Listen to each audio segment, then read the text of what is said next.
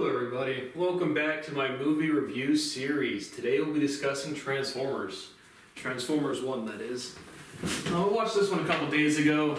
Didn't review it right off the top, but I have watched this one several times. And so I wanted to give this one a review.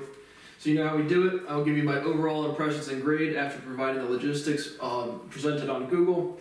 If you've not seen the movie and would like to, you're going to want to shut off the video after the grade, because there will be spoiler alerts. We'll be discussing the plot synopsis and character development, any similar movies or major themes. So the original Transformers came out in 2007. It is rated PG-13. It is a science fiction / action movie. It has a runtime of 2 hours and 24 minutes. Where to watch? It says it doesn't say anywhere for free, but I've seen it plenty of times on TNT, so. And again, where these movies are hosted are always going to be switching around by the time anyone watches anything I do, which will be never.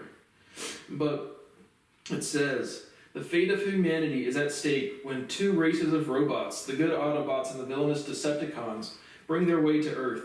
The robots have the ability to change into different mechanical objects as they seek the key to ultimate power. Only a human youth, Sam Witwicky, played by Shia LaBeouf, can save the world from total destruction. Google says it's thrilling, exciting, and gripping. 80% liked it on Google, 57% liked it on Rotten Tomatoes, and 7 out of 10 on IMDb. It did $708 million at the box office. So again, this series is obviously still ongoing. I've maybe seen the first couple, but after that it just turned into a bunch of extended robot fighting sequences, which I really didn't like. On the other hand, I really enjoyed the first one.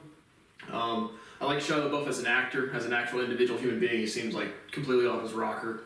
But I thoroughly enjoyed the romance between Sam and Michaela in this movie, as well as just the overall sense of adventure. It'd be really cool, to buy a car and it turns out to be a big alien spaceship or individual thing. So I thought the sense of adventure for this movie was really well done. And it's modern day to somewhere, I don't know if it's California, I forget, but it's modern day to 2007 in the United States of America. And so overall, really because of the romance, the sense of adventure, and again, not a big fan of like CGI extended fight scenes between the robots and stuff, which really happens at the end. But overall, I thought this was a fun, cute story with good adventure. So overall, I'm going to give this one for what it was. I'm going to give it an A- in terms of like when it originally came out. Watching it back now, knowing the whole movie plenty of times, it'd probably be a B+. But I thoroughly thought this was well done, especially when it first came out and I first saw it. So overall, if you've not seen the movie, I recommend this one, and there will be spoiler alerts now. So the movie opens up, you have Sam Witwicky's great something grandfather, whoever.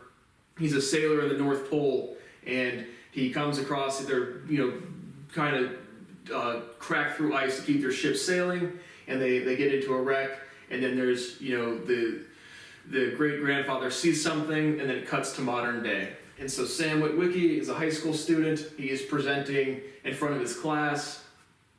He is demonstrating all of his great-great-grandfather's seaman equipment, which gets a laugh out of the crowd. And so you have Michaela, who is the popular, attractive girl, and Sam is kind of like the dweeby kind of dude, presenting for show and tell, trying to sell stuff on eBay and to his classmates. And so some funny lines in that scene. Class gets dismissed. Sam needs like a B on his report card or something to get a car, so he kind of like finesses the professor a little bit. And then he goes outside and he gets into the car with his dad. And so his dad is Ron Witwicky. Ron drives through a nice parking lot like a BMW and then goes to a beater lot. And then they have a minor character, and I forget who that guy's name was, but I never recognized him from other things. But the car dealership, and he goes there, and he's looking at these different cars. He finds this yellow Camaro, and like when he's like opening the door other opens and smashes another car. The radio turns on really loud, cracks some other windshields, and so the used car salesman's like, yeah, sure, have it for a really good deal. And so I like the banter in this one. I thought that the comedy in the context of this adventure movie was well done as well. And so he gets the car and he goes back, and now him and his buddy, who has a minor character, they're going to go to this cookout or this thing for the popular kids where Michaela's hanging out with the football jock. And so they go there, and his friend just starts randomly climbing a tree, which I can certainly relate to. Absolutely real story. I used to climb trees literally to get away from my brother and my babysitter because, again, I get scapegoated by literally every group of people I've ever been exposed to. So I definitely sympathize with randomly climbing trees. But that's what happens, and they basically just get like, Sam does not do a good job of impressing Michaela. And so at the same time, there's kind of like two timelines that go the same. You have Sam Witwicky and then the military context development. And so you have Defense Secretary Voight, that's not the character in the movie, but it's John Voight, so I just wrote down his actual name. You have Tyrese Gibson, he's a soldier. You have Colonel Williams, who is a soldier, and they are somewhere in Qatar, and they just have a big fight with one of these. Their base gets attacked, and everyone gets wiped out except for a handful of people and a local Arab boy. And so you have these military people that are trying to make contact with their headquarters to let them know that they've been attacked and what's going on, as well as Sam trying to figure out what's going on with his car. And so they had the big fight scene in the desert.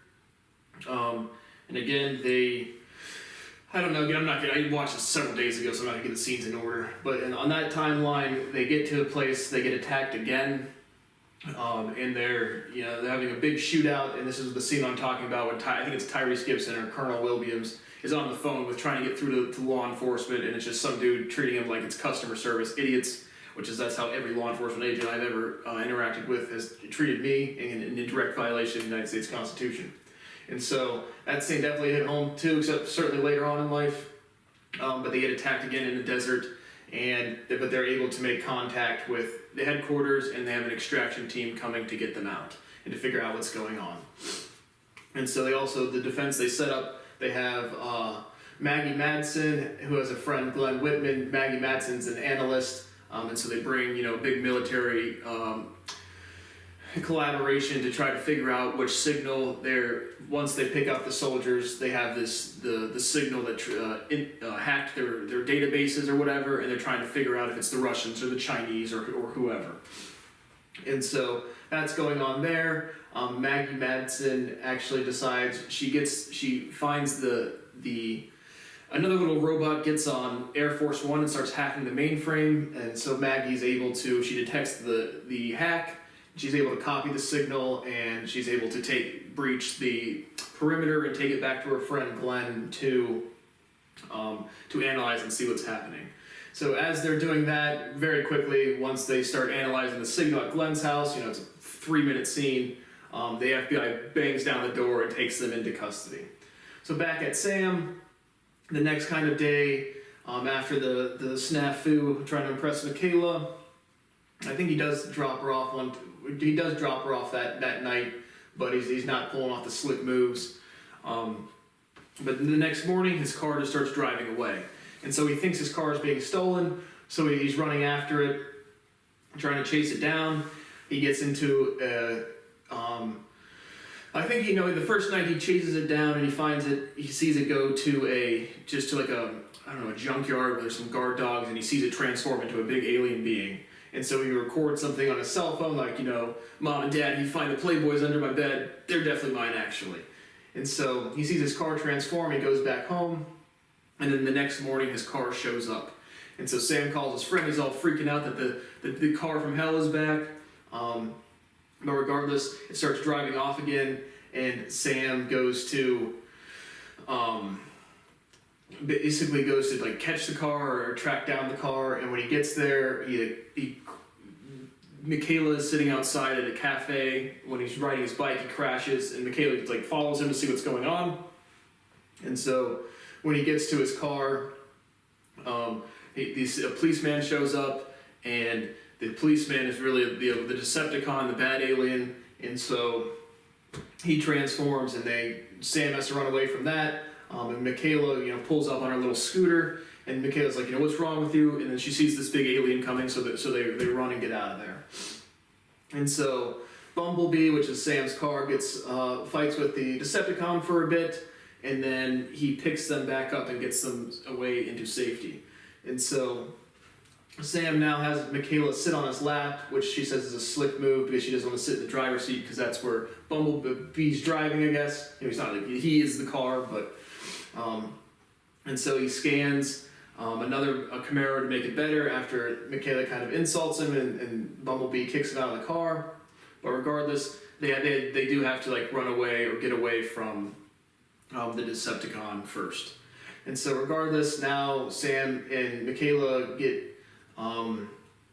and like there's a line in there when Sam's like, he says to Michaela when they both see the big aliens, like, you know, don't you want to look in 50 years, don't you want to look back today and say you had the guts to get in the car? So I thought that was a very good line for a sense of adventure. But now they get introduced to all of the Autobots, and now they need Sam's grandfather when he saw the bad Decepticon, the big one, at the beginning. He gets imprinted on his glasses where they're looking for this cube called the Allspark, and it's on one of Sam's grandfather's eyeglasses that he was trying to sell on eBay. And so they go back to his house. His dad is very particular about keeping the yard in good order, and so he gets in quite a bit of trouble for having the yard get destroyed by the Autobots, and they're all like huge alien robots trying to hide outside the house. And so Sam is looking for the sunglasses with Michaela in his room. Ron and his mom and dad come in and it's like, what's going on in here? Why are you all sweaty? And then Judy accuses Sam of masturbating, and then Michaela pops up, and it's kind of just a funny scene. Like the mom and dad are like, "Whoa, good job, she's hot," and then Judy's like, "Sorry, Michaela, you had to hear our little family discussion." So I thought the cute humor of this one was very fun and playful. But regardless, I think they get I don't know if they get the sunglasses or not. But regardless, Sector 7, run by the guy named Simmons. He shows up, and basically Sam and Michaela get taken into custody, and the rest of the family gets taken into custody for they detect that they have direct contact. And so they're driving down the road. Bumblebee and Optimus Prime come back and get Sam and Michaela out of the car, and they kind of make fun of Simmons and tie him up in his underwear, and yeah. And then so over on the military side, both kind of timelines are now kind of converging. I'm sure I'm going to miss some scenes. But regardless, they get taken in. Both Glenn Whitman and Maggie Madsen, they've been interrogated and they're kind of in custody. But now they all get on a helicopter. Sam and Michaela, Maggie and Glenn, and they go to Hoover Dam I think it's in Nevada, I believe. But regardless, they go in there, and then they meet again with the Sector 7 Simmons, along with the original Cotter team that was caught up in the original attacks.